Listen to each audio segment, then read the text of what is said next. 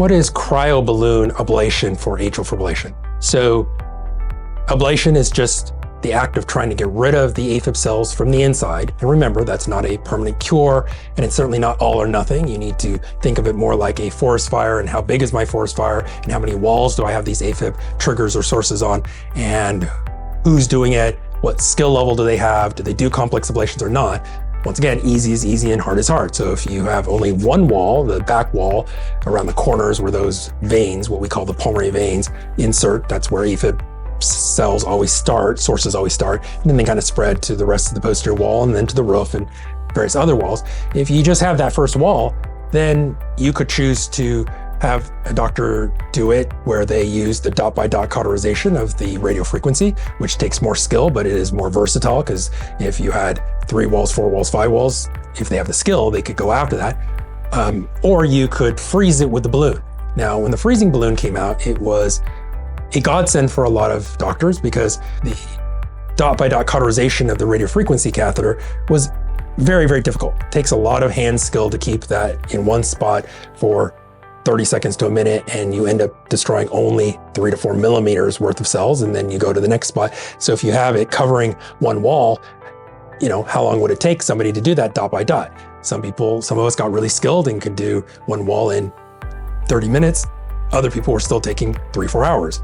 So if it took you 3-4 hours, then when the freezing balloon came out, it was revolutionary for them, because it made it reliable results quickly. And so you got this balloon that would freeze, and it would just fit in the 4 corners of that first wall, the back wall. And it really didn't take very much skill. You stick it there, it freezes. You can even let go of the catheter. You don't have to hold on to the catheter, making minute changes to keep it from slipping off. You just let go, because it's like putting your tongue on a frozen pole. It just sticks. So it's super easy. And in 4 minutes, you freeze, you maybe do it once or twice, and then you do the other corners, and you could be done in an hour and a half, and then move on to your next case. But once again, it's what you do is more important than necessarily how you do it.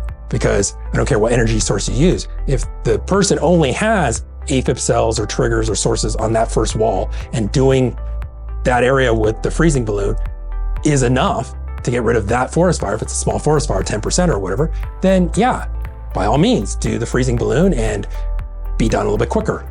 But if they have multiple sources of AFib, if they've got a persistent or long-standing persistent atrial fibrillation that's on 3, 4, 5 walls, well then doing that parts of that one first wall is not going to be enough. It would be, once again, an analogy of like you got this 80% forest fire and you're doing 15% of the forest.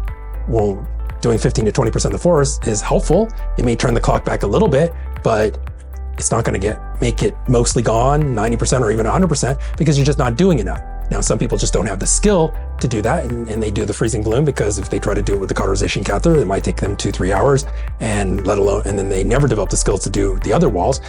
Or if they do the balloon and then they come back, for another case and do a little bit more, they're going to have to use the radiofrequency or cauterization catheter, because at the present time, the balloons can't really reach much more than that first wall. Now, I know some very competent electrophysiologists who've experimented and developed some skills where they can do a little bit more with the balloon. They can freeze a little bit on the roof and a little bit on that back wall. So as opposed to taking out a frequency cauterization catheter and doing that.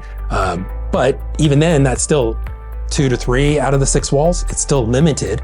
And these more advanced cases do require more. And so, but if you're only able to do that, or that's all you're capable of doing, you might be done quicker, but it still may not get the person result. And also, if the person does the freezing balloon first because it's quick, and then bring the person back 3 to 6 months later and do the cauterization catheter, well, technically now they're splitting up into 2 procedures, which some of us could do in 1 procedure if we just do the cauterization catheter right from the get-go. So I think the freezing balloon is a good technology, and it has certainly helped raise the standard of what everyone's able to do, because there were definitely people who were really struggling for many years to do a decent results with the radiofrequency catheter, even on just 1 wall.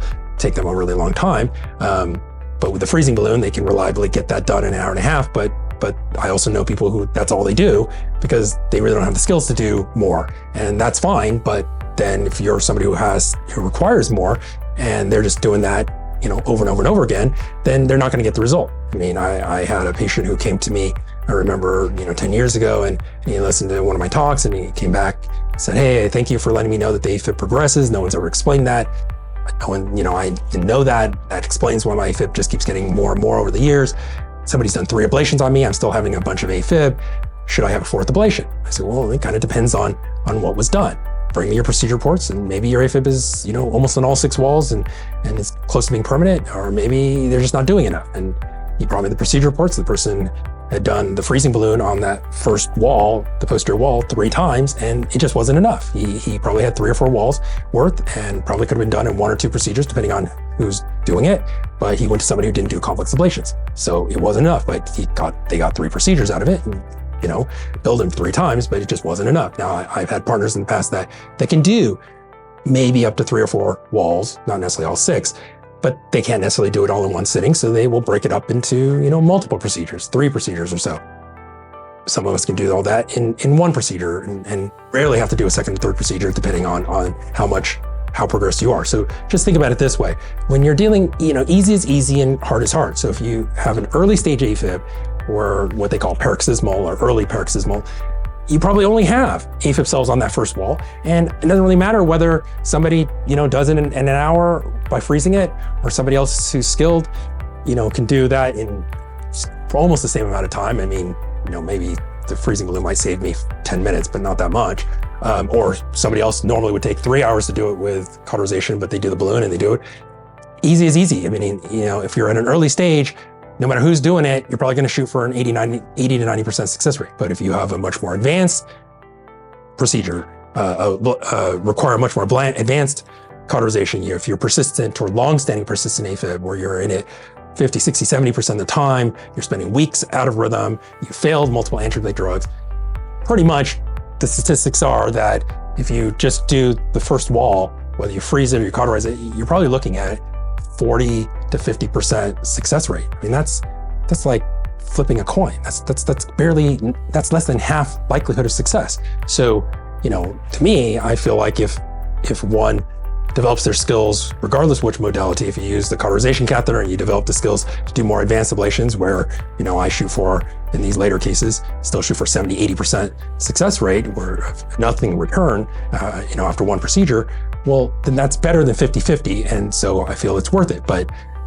if you do it the other way, you're probably not going to get the result. But unfortunately, in my opinion, I don't think that there's a lot of incentive sometimes for people to try to improve their skills and do more, because you actually get paid more to just do a little bit each time. And so therefore, if you keep bringing the person back or just doing a little bit, you can put on more procedures a day or have more repeat procedures. Not that that's everybody's motivation, but some people it may be.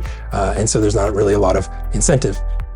But there are people out there who can do more and are conscientious about it. So if you have an early stage procedure, freezing will get you an 89%, probably be done in an hour, and a little bit less risk of complications than cauterization. If you have a more advanced case, persistent or long-standing persistent, freezing by itself, 1 shot is only going to get you to 40 to 50% success rate, and they will either bring you back and use the cauterization catheter try to do more, or they'll just keep doing the freezing balloon multiple times and just not getting you the result.